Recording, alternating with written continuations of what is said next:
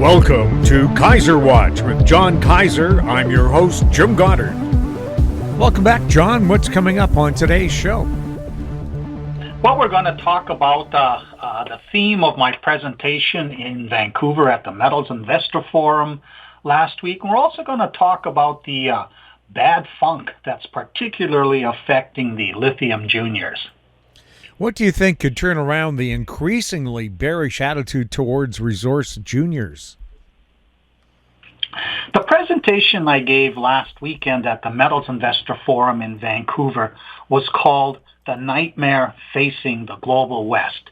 And the whole presentation was explaining why this nightmare that people don't yet know about is going to become very widespread, well-known this year, and could very much become the driver that turns around this extremely negative attitude towards the resource juniors.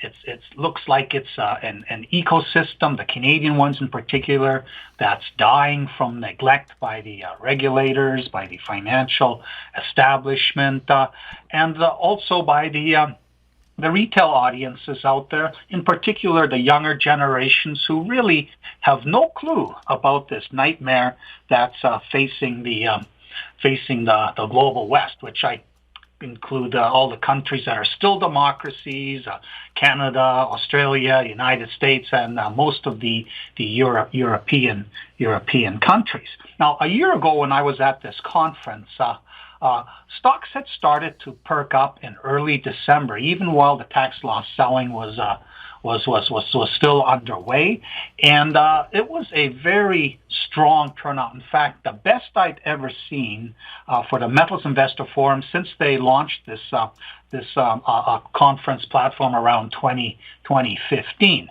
And I was impressed by the number of people there. I was impressed by the mood, and I thought for sure that for the energy transition themes and the geopolitical problems posed by the Russia-China alliance against the global West with the invasion of Ukraine and the potential annexation of Taiwan, that we would see a strong interest in the resource sector. That turned out not to be the case by April. Everything had tanked, and we descended into a very bearish mood. By mid-year, a financing winter had started to grip the resource juniors.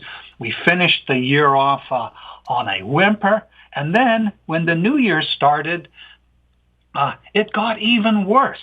In fact, we have seen juniors reporting exploration results that included positive developments instantly get slammed on the open, not necessarily because the investors thought the results were poor, but there is this prevailing attitude that even if interest rates are going to come down later this year, things could still be in a bad way, and everything's going to be flat for the metal prices, or perhaps worse. In fact, some of the metals have been declining, such as nickel and lithium. So probably these financial sector traders who sit there and do nothing but trade all day, they know this prevailing mood. They see a press release with exploration results. Doesn't matter what they are, unless they're like some absolute stunner of a discovery drill hole. They slam the stock on the open just because they can. They don't have to own the paper. They can sell on a downtick.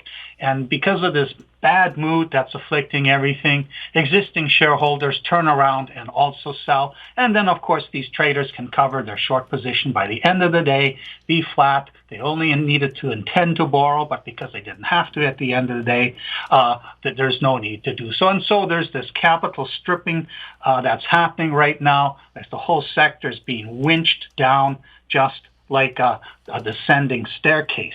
So when I showed up for the Metals Investor Forum on Friday a week ago, I was surprised that the turnout was as good as last year. So that was really interesting. And this time, the Metals Investor Forum did not overlap with the AME Roundup, the more technical show. It was actually the beginning, and then came the VRIC conference, and then came the AME Technical Conference, which has just wound up. Now, why do I think this nightmare facing the global West is going to turn the resource juniors around? Well, the the graphic that I had in the title of my presentation. By the way, my presentation, those of my the companies in my session, and also the backstage interviews, they are all online, available through YouTube, and I'll have a blog post that has links to it, so you can pick and choose whichever one that you want to watch. In any case, this graphic, which plots the American share of global supply as a blue bar, stacked upon which is the combined Russia-China supply as a red bar. This graphic needs to become known by absolutely everybody, and it is my goal to jam this into everybody's face and ask them to digest what this means. Because you see a few little blue farts along the bottom, which represent America's share of domestic supply, and then you see a palisade of rest marching across the entire chart, which is China and Russia's share. And if this geopolitical conflict between the global West and the global East accelerates, there is going to be a serious problem, because if China and Russia aren't shipping their portion of the metals to Europe and the United States, collectively their economies far eclipse that of the size of Russia and China combined, then we're going to have a serious problem. There's going to be an awakening. And it doesn't matter who wins the U.S. election.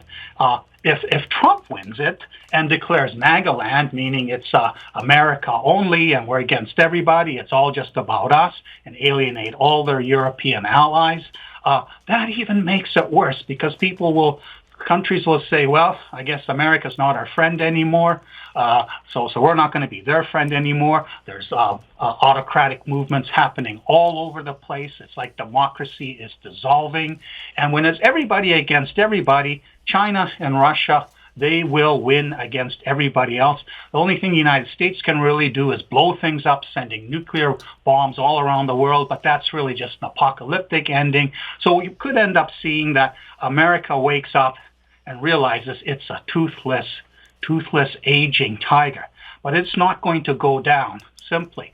It will say, we need to mobilize our own domestic supply. And even if Biden wins the election, it's the same problem, because the conflict between global East and West, it remains intact. So I think we'll see a pushback against the anti-mining lobby, which doesn't want any mining in Europe or Canada or Australia or the United States. They prefer it to be done elsewhere. Well, elsewhere is in the global East and to a large degree in the global South, which has pretty much said we're going to deal with whomever butters our bread most generously. And that's probably not going to be the United States and Europe. So this awakening, I think, will happen. Now, a tidbit I picked up in Vancouver walking the VRIC floor was that the producers, which a decade ago completely dismantled their exploration departments. We had seen this tremendous phenomenon during the 2000s where over 100 companies, juniors, were bought out for a total $200 billion valuation.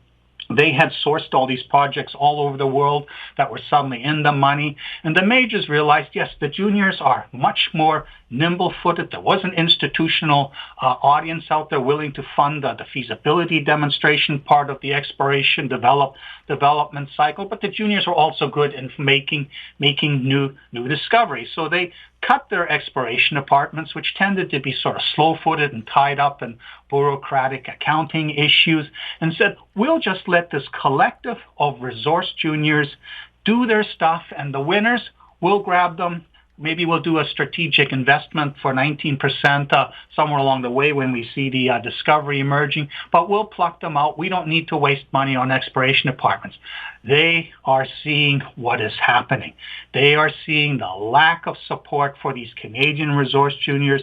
They are now bulking up their own in-house exploration departments, and they also see the government's not really pushing back against the NIMBY anti-mining lobbies, nor First Nations groups which declare their backyard sacred and can't have any exploration or development there. They don't see that pushback. They see that they see these groups able to exploit juniors who are trying to get permits, who are trying to advance projects, and of course all these groups, they know they can make a stock go down by putting out some declaration about how they oppose an exploration project, and that harms the ability of the juniors to raise money.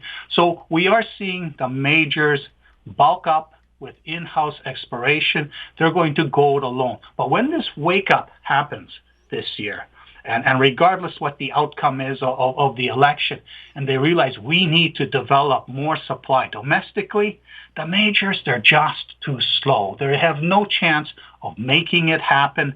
And so we're going to see everybody go back to the juniors and say, you are our salvation for mobilizing new supply as our relationship with the global East and even the global South gets worse and worse over time. And if we continue to be interested in the energy transition and need to come up with the extra supply on top of what the macroeconomy is going to need by 2030, we definitely need to boost the resource juniors. Right now, it looks like the resource juniors are just gradually fading away. They maybe have 3-5 years left. And I've taken kind of a conservative stance, a defensive stance. I'm focusing on the bottom fish collection. I'm looking for the juniors for a real. In my presentation, I have a one slide where I just list all 90 of them. That list is going to grow as I go through all the companies out there, the serious ones, the ones that aren't just pump and dumpers, that have a story path to success.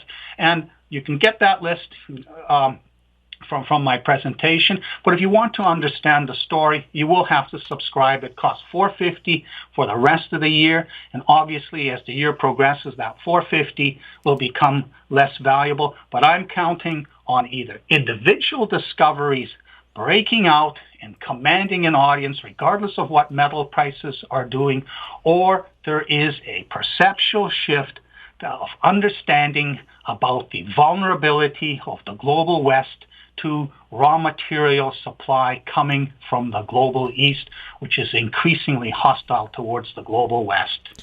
Your 3 James Bay lithium favorites have taken a beating. Is Lithium Mania 2.0 already dead?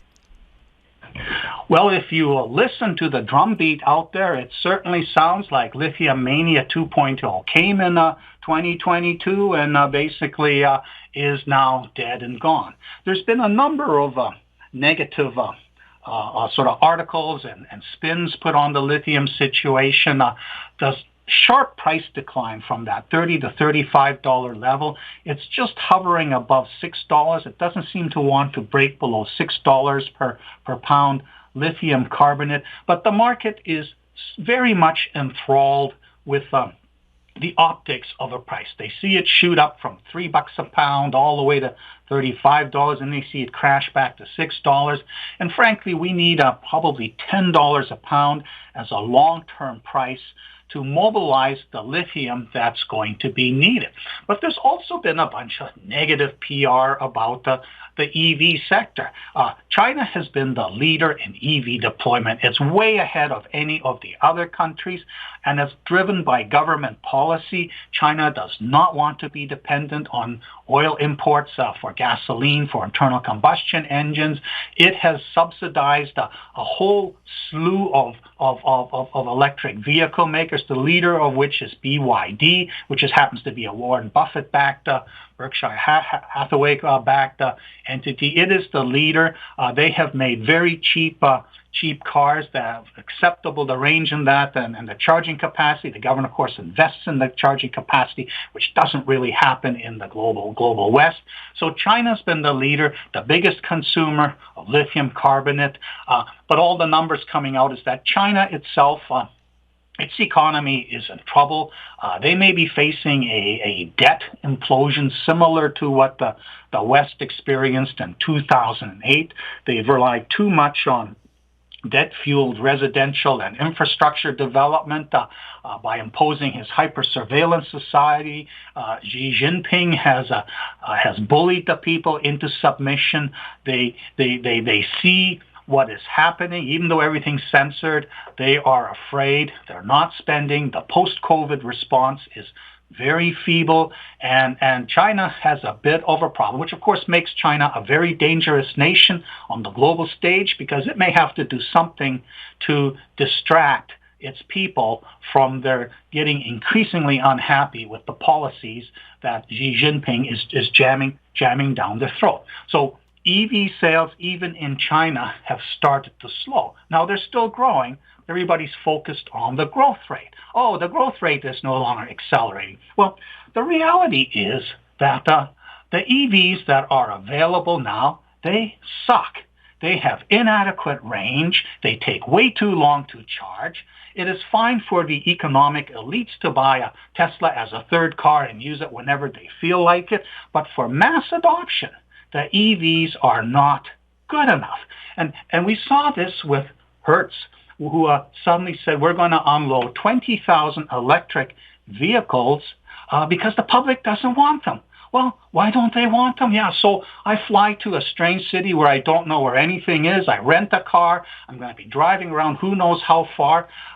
Gas stations, yeah, I can see the Exxon Mobil sign, the 76 sign, the Shell sign, the Chevron sign. Yeah, if I got an ICE car, I'm never going to worry about running out of gasoline. I'll always be able, but I don't know where charging stations are. There's discrete little things here and there. Do I want to have a car that maybe in 200, 300 kilometers runs out of juice, and then I'm stuck finding it? Absolutely no way. These EVs, they're not yet acceptable for mass adoption. And then we also saw the bad news. We had the big cold snap happen a few weeks ago, and places like Chicago, they realized, oh, these batteries don't really charge very well when it's below freezing. Yeah, well, that's understood. But here's an interesting thing. When I was walking the floor of the VRIC conference, talking to all the different lithium companies, I would ask them, well, what do you think of this announcement that Toyota made in May, that it has a solid-state lithium-ion battery that's going to be commercially viable, and that they are going to give up on trying to deliver hydrogen fuel cell-based cars in the near term, and are going to go beyond just working to pushing the hybrids at their customers, but they're going to now go full into the electric vehicle sector. And I get this puzzled look. What are you talking about? And I was stunned. And then, for example, Brunswick Exploration's Bob Wares, he was completely surprised. He's been so busy managing his various companies and the exploration process in the James Bay region that this went completely past him. If the heads of these lithium juniors aren't aware of the implications of a solid-state lithium-ion battery, well, how can the public be aware? And I just saw a really good report by BMO Markets about the future, what its expectations are for the lithium sector, and they're kind of predicting by 2030 that demand will be close to 3 million tons of lithium carbonate, which is about 550,000 lithium metal, and in 2022 the global supply was about 130,000 tons, so they're predicting maybe 4 times more by 2030 than was being supplied in 2022. But when you looked at the International Energy Agency predictions of what's required by the expected sales of EVs by 2030, they were predicting a 600% expansion, with the caveat that this assumes we're never going to have the holy grail of lithium metal as the anode in a car that allows the car to be truly something that every person wants to have rather than an ICE vehicle. And what Toyota boasted was that they could get over 1,000 kilometers on a 10-minute charge.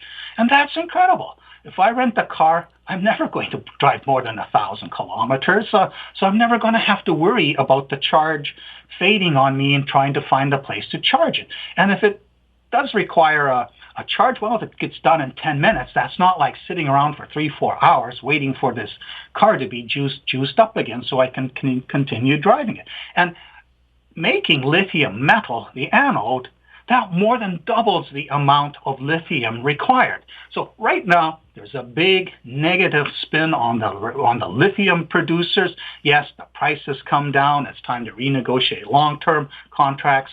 The Chinese apparently have not shut down their lepidolite operations. They're running them at a loss so that they can continue to have this and suppress the market. They haven't shut down their African operations, but Australian operations are now looking, as they approach break even or even worse, they're now suspending production and they're going to set this up. And the proper way to look at the lithium sector is not as this straight increasing curve of sales.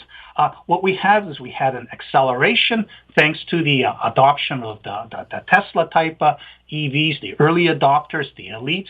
Now we're going into a lull where things are going to grow a little bit more slowly while the masses wait for the car makers to come up with a really good car that they want. And that's going to be around 2030. Which is, right now, if you're looking at Pilbara Minerals or Core Lithium or Mineral Resources, any of the pegmatite producers in Australia, well, you're going to listen to the number crunchers and look at cash flow multiples and blah, blah, blah, and all that, and the stock's going to be weak. But when we're looking at these exploration development companies, such as the three that are in my 2024 favorites collection, Patriot Battery Metals, Brunswick Exploration, and Winsome Resources, all of them with significant footprint scale discoveries, these aren't going to see production until around 2030. And we're going to see an acceleration in 2030 of demand if Toyota and others deliver on this solid-state lithium-ion battery, because that's what the public wants. That's what it's waiting for. But we do not have the commercial prototypes yet of this kind of car. They're all working on it. We're still dealing with these cars that are great for people who don't need it as their primary vehicle, and it's not good for people who live in a big apartment building and have no place to plug in their EV. But that is coming.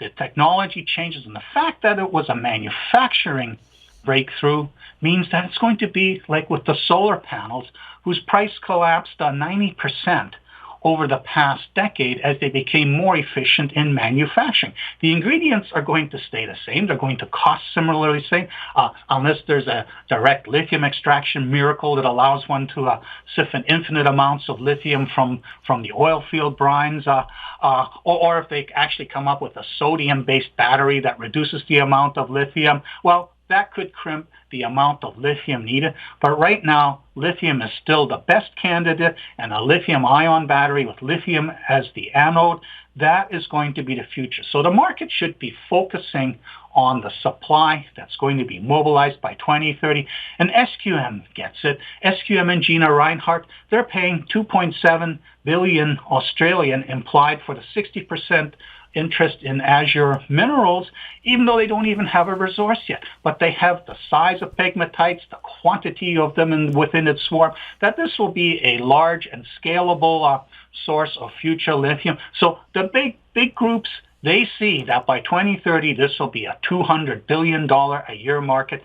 They are taking steps. So I think the slump that we see now with Patriot Battery Metals, Winsome, and Brunswick, that will resolve itself over the next 6 months. And I think by the second half of this year, these companies will be in great shape. We just saw Ken Brinsden go from chairman to CEO of the company. He's going hands-on. He built Pilbara Minerals from owning these, useless pegmatites and in Australia's Pilbara, and turned it into a producer. The CV5 of the Corvette project, that's just a fraction of what they're going to end up developing. So instead of PMET just being bought out by an Albemarle or an SQM, it could end up becoming its own Canadian version of Pilbara Minerals, one that mines it's 50 kilometers of strike there, where it has multiple enriched LCT-type pegmatites. In the case of Winsome Resources, it's a DINA project it's not large enough. It doesn't have anywhere the scale of the Corvette project of PMET, but they're well funded. They've got a major drill program. They're going to be flowing information results for the rest of this year, and they're going to grow this project. And it may end up being worth only $300 to $500 million, but that's still 3 to 5 times what the market's pricing the Adina project at right now. The other thing is, Winsome could become an aggregator of other projects. PMET's not likely to do this because it has so much on its hand, covering such a large stretch of land, that it can just stick to developing that whole Corvette trend. But Winsome could end up becoming an aggregator of other interesting projects in the James Bay region. Brunswick Explorations, its Mirage project, has the strike for lots to be developed there. The market reacted negatively to results because it didn't see some 100 meters of 2% come out of it. They simply started drilling where the outcrops were. The outcrops don't explain this 3-kilometer boulder field. The source of that still needs to be found. The company will start doing some sort of grid drilling in the summer to see where perhaps these bigger dikes are that heaved up these big boulders that are clearly going to be 2% bonanza type boulders. And with the 15,000 meter drill program beginning that just began in mid-January, they'll start flowing results in sort of probably late March, or at least visuals by early March, perhaps even by PDAC. So I think even Brunswick will come out of its slump. All of these stocks, I think, are pretty much at their bottom. And yeah, it's not great that they're down 30-40% from what they were at the end of the year, making my overall index be down 11-12%. But I think by the end of the year, these 3 stocks will be substantially higher than where they are now. John, thank you so much for the update. You're welcome, Jim. I'm Jim Goddard. Comments made on Kaiser Watch are an expression of opinion only and should not be construed in any manner whatsoever as a recommendation to buy or sell any financial instrument at any time. Archived online at kaiserresearch.com.